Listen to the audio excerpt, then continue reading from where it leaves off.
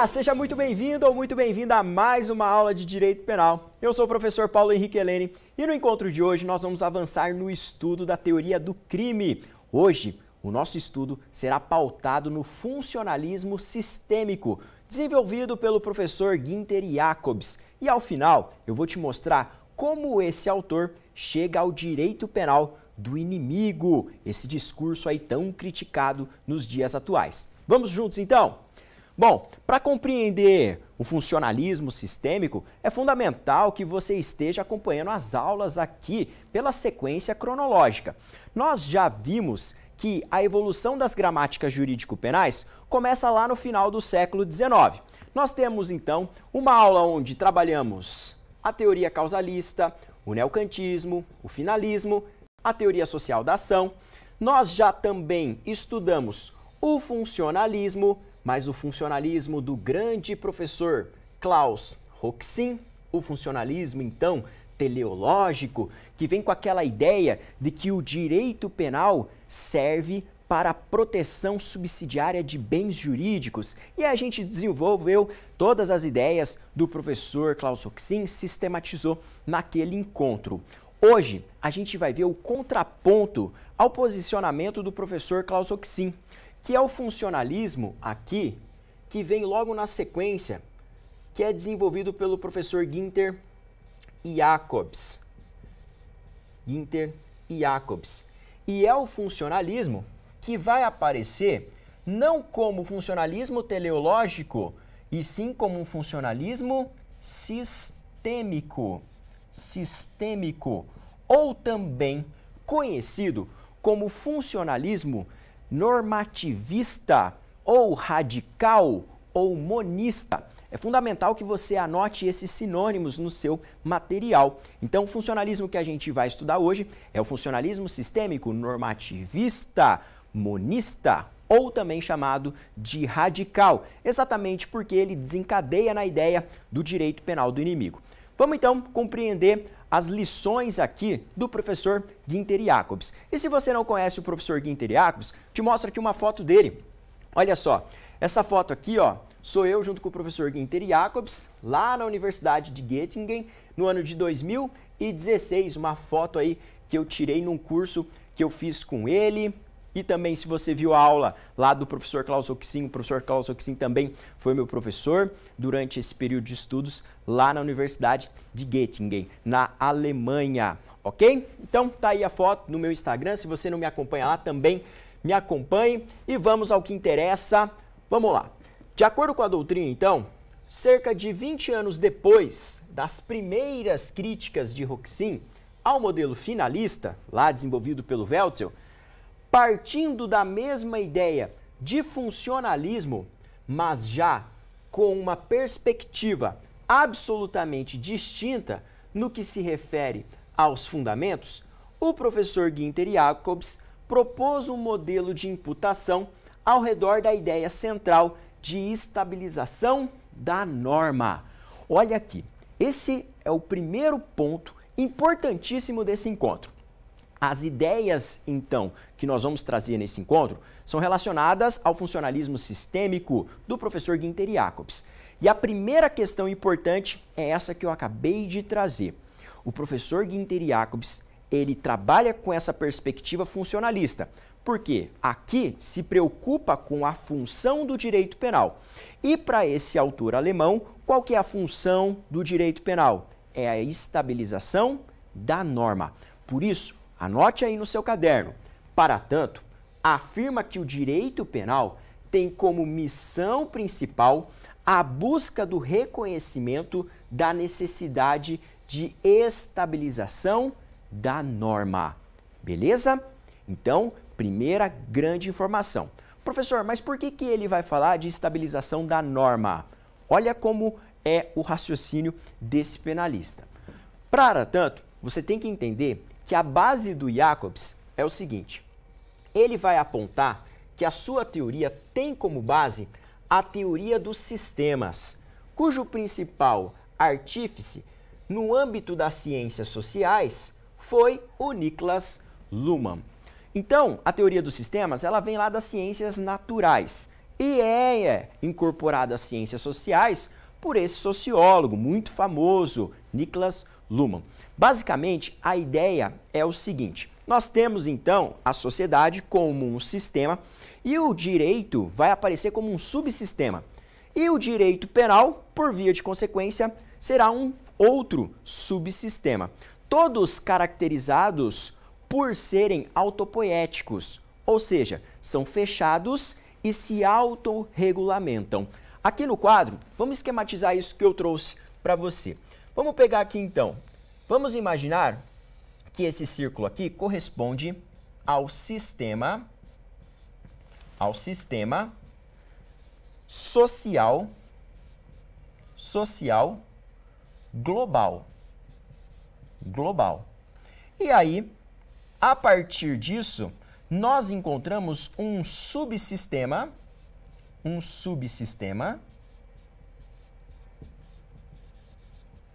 que é o subsistema jurídico.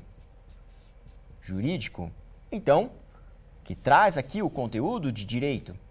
E dentro desse subsistema jurídico, ainda nós vamos encontrar o subsistema jurídico penal.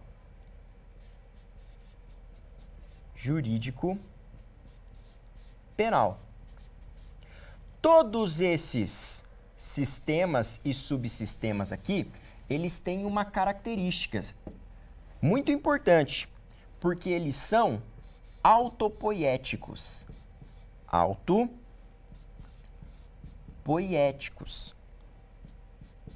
Isso quer dizer, em outras palavras, que cada um desses sistemas e subsistemas, eles são fechados e também são autorreferentes.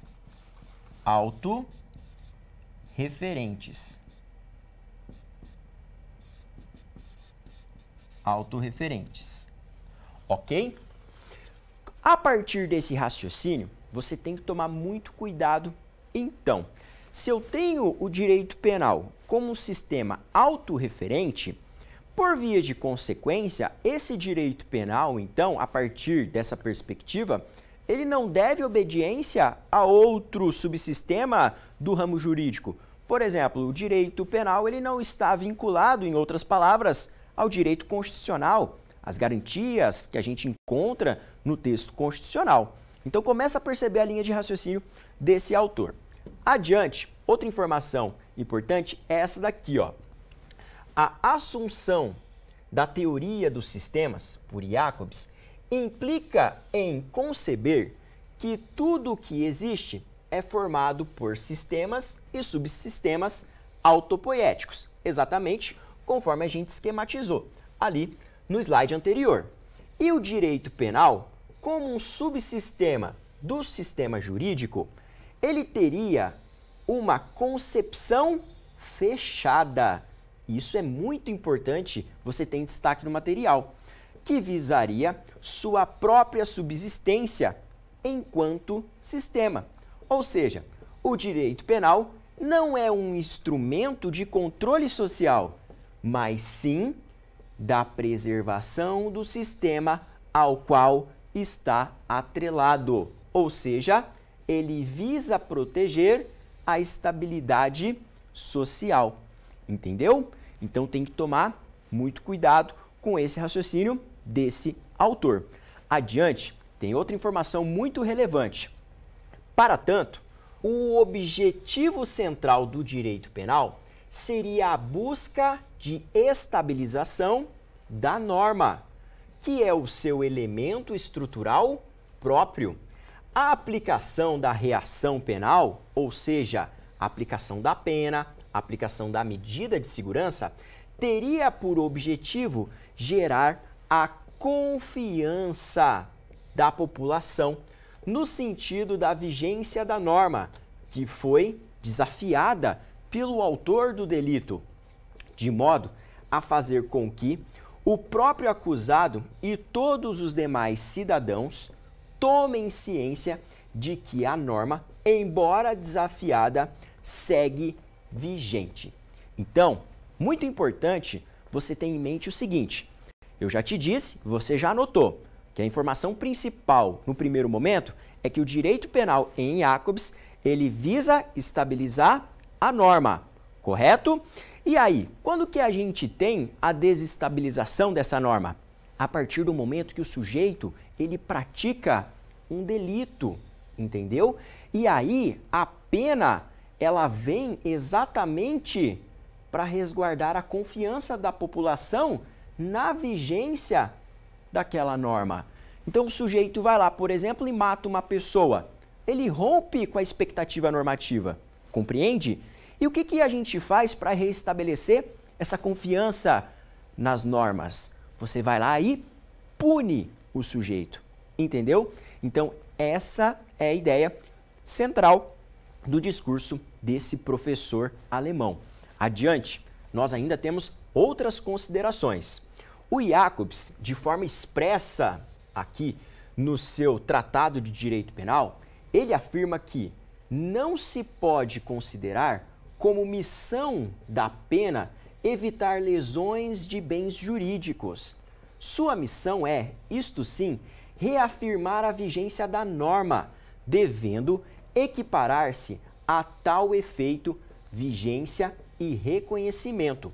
E aí ele afirma também que missão da pena é a manutenção da norma como modelo de orientação para os contratos sociais.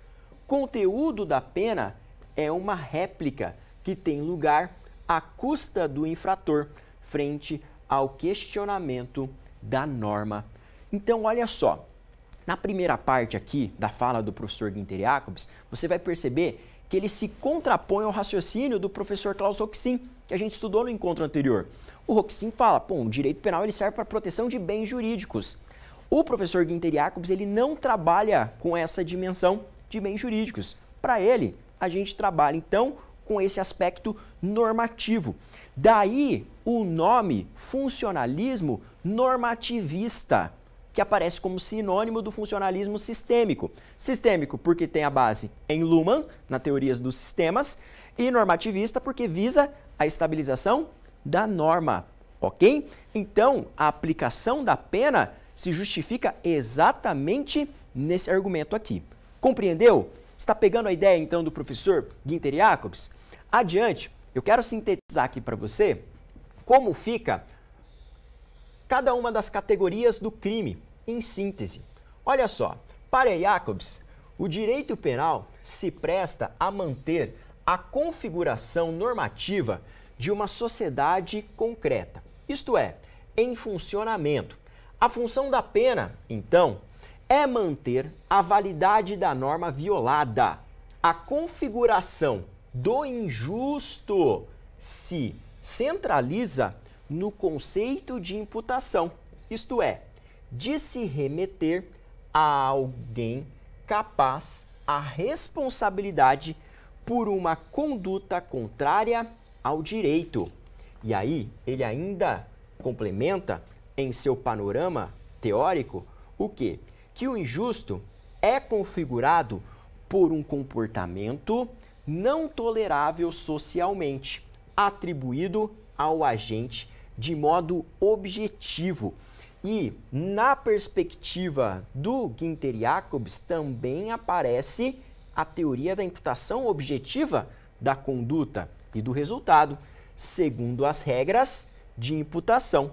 E na culpabilidade, o autor refere-se ao agente com capacidade penal e deve ser entendida a culpabilidade como a exigência de fidelidade ao direito.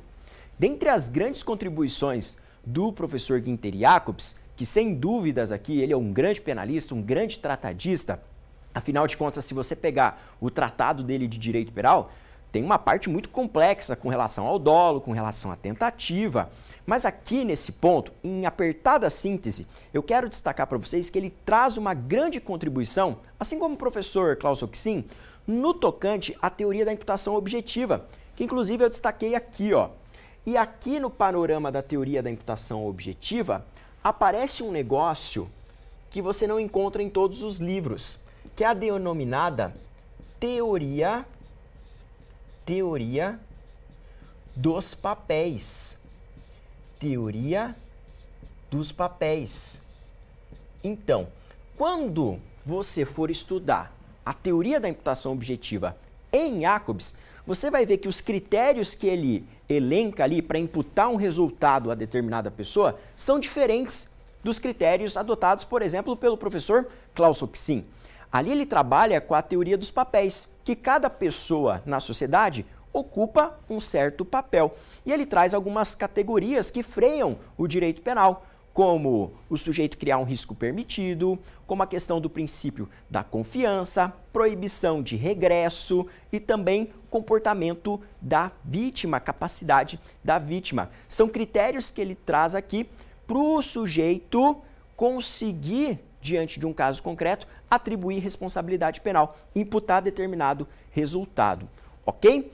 Esse ponto, então, sintetiza o que o Jacobs traz de grandes contribuições.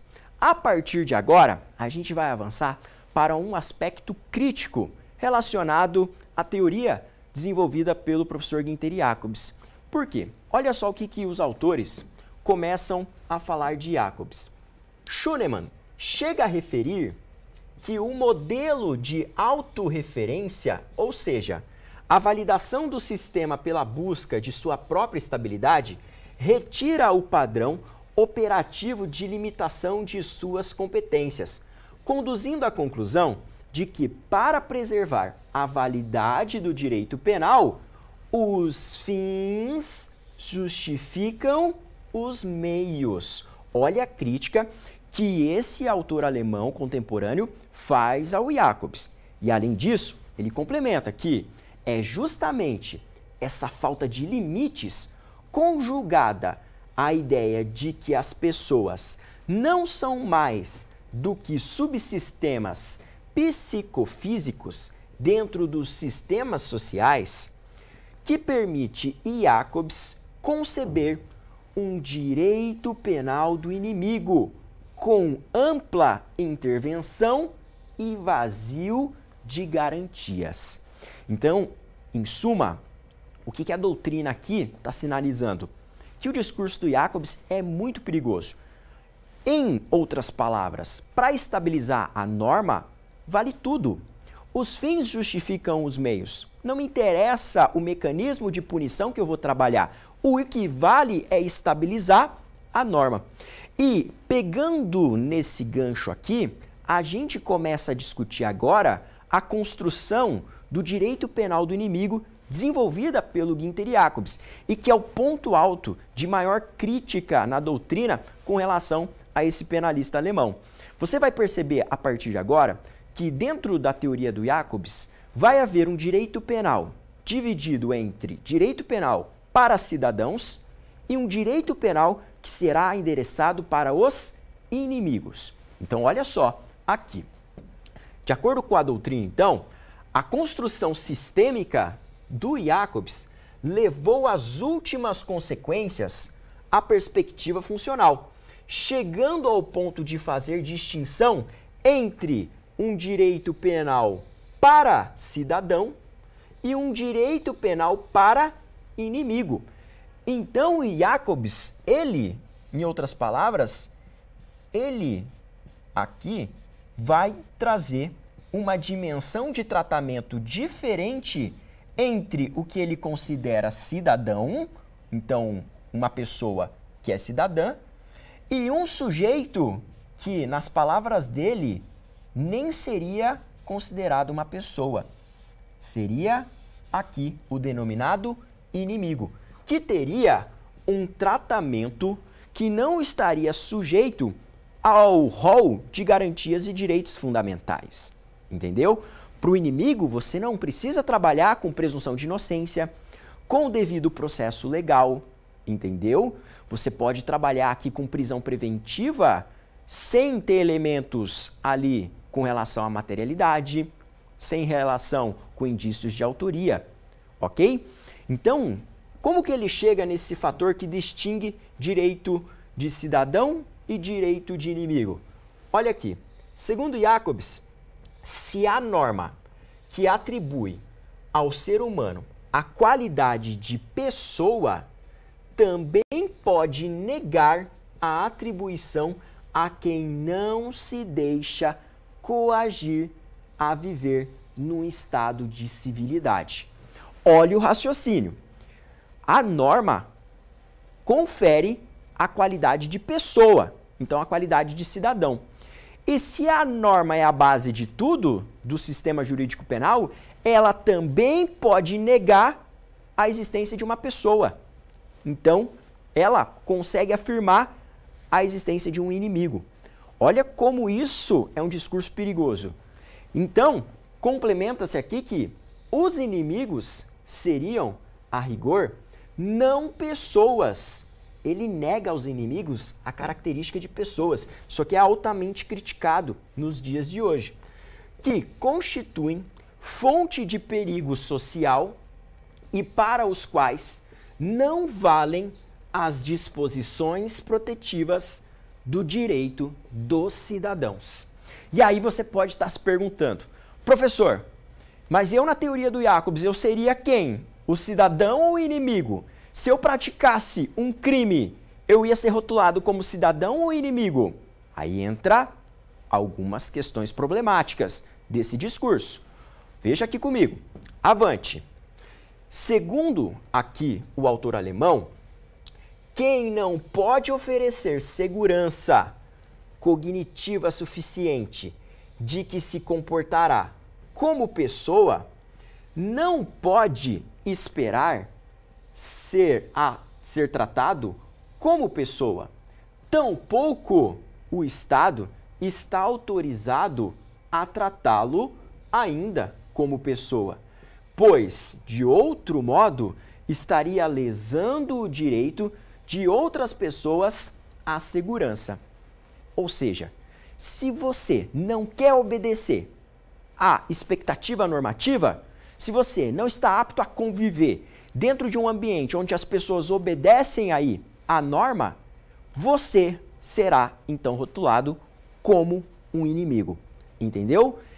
A base teórica aqui do Jacobs também, além de se apoiar na teoria do sistema, ela também se apoia nos contratualistas, na ideia do contrato social.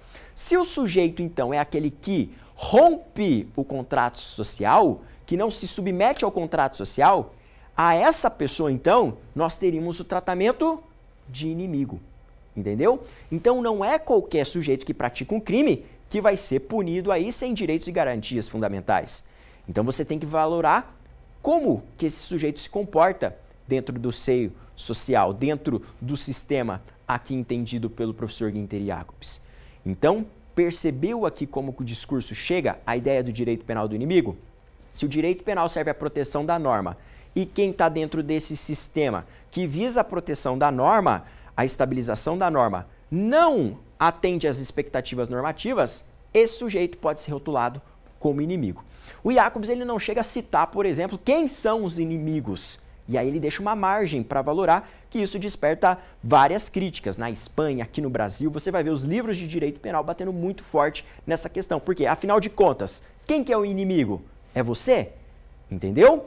Mas esse discurso, por mais que você não tenha conhecimento e se você está conhecendo agora, ele é um discurso sedutor. Porque ele acabou ganhando muita força ali a partir do atentado terrorista que a gente teve no ano de 2001, lá no World Trade Center. Por quê? Esse rótulo de inimigo você consegue, de algum modo, atribuir ao terrorista. Para pensar aqui comigo. O terrorista é um sujeito que não quer, por exemplo, praticar um assalto e pegar sua carteira. Não.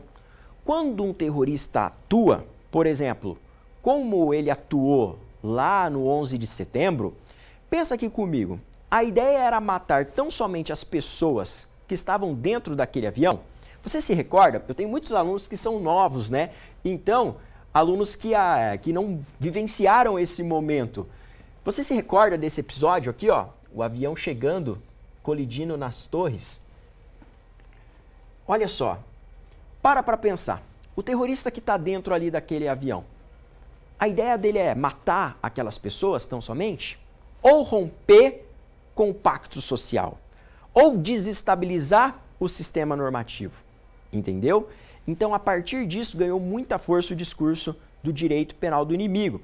E depois vão se catalogando exemplos, porque teve a guerra no Iraque, teve a guerra no Afeganistão, a caçada a Osama Bin Laden, entendeu? Que vem com essa característica de direito penal do inimigo, onde você flexibiliza direitos e garantias fundamentais. É um tratamento verdadeiro de um direito penal de guerra, ok? Por isso que eu sistematizei aqui, ó, que nesse contexto, a pena no direito penal do cidadão teria funções de contrapor-se à violação da norma, de forma contrafáctica. Então, para o cidadão, eu ia aplicar uma pena, aplicando a pena, eu ia reestabelecer a vigência da norma, certo? Agora, para o inimigo, não dá para você simplesmente aplicar qualquer pena. Com relação ao inimigo, você tem que eliminar o perigo. Olha só, enquanto que no direito penal do inimigo, a função da pena aqui seria a eliminação do perigo. Então tem que tomar cuidado. Por quê? Eu disse ali para você, ó, o terrorista ele não quer a sua carteira, ele não vai te assaltar. Ele quer te explodir. E aí, como é que você lida com esse tipo de situação? Entendeu? Por isso que esse discurso ganhou tanta força. No entanto, isso é contrário, gente, a um Estado democrático de direito. O nosso texto constitucional, por exemplo, aqui assegura direitos e garantias fundamentais. Esse modelo de funcionalismo sistêmico, ele não se ajusta ao que a gente tem nos comandos constitucionais. Então, você vai perceber, se a gente fizer um paralelo entre o funcionalismo do Jacobs e o funcionalismo do Claus-Roxin, que o funcionalismo do Claus-Roxin é muito mais adequado ao nosso sistema jurídico penal, que deve uma obediência aí às normas constitucionais. Beleza? Então são grandes as críticas feitas a esse modelo desenvolvido pelo Jacobs, exatamente porque você defender que o direito penal visa a estabilização da norma, que o direito penal é um subsistema autopoético, então é um conceito aqui fechado, que se algo autorregulamenta, isso pode gerar a questão de você dividir um direito penal entre direito penal de cidadãos e direito penal dos inimigos. E você trabalhar com esse rótulo de inimigo é muito perigoso, tá bem? E você, aqui, como características do direito penal do inimigo, teria, então, essa flexibilização de direitos. Então, eu poderia decretar uma prisão preventiva, por exemplo, sem ter elementos que demonstrem que o sujeito concorreu para a prática do crime. Perfeito? Eu poderia condenar uma pessoa sem essa pessoa ter direito à defesa num processo. Eu poderia prender preventivamente essa pessoa e não ter prazo determinado para colocá-la em liberdade, exatamente como ocorre nas prisões em Guantánamo, ok? Então, eu quero que você, se você ficou com alguma dúvida com relação a esse conteúdo, comenta aqui embaixo. E com isso, a gente finaliza mais uma aula de direito penal. Espero que você tenha gostado, compreendido qual que é a noção de direito penal que aparece aqui no funcionalismo sistêmico. Você viu que é sistêmico porque está baseado aqui no Niklas Luhmann, na teoria dos sistemas. É normativista porque visa a estabilização da norma. É radical porque chega ao discurso máximo do direito penal do inimigo. E é monista porque não deve obediência a ninguém. É um sistema que se autorregulamenta. Com isso, a gente fecha mais um tópico em direito penal. Esmaga um like aí na tela e eu te espero nas próximas aulas aqui do nosso canal.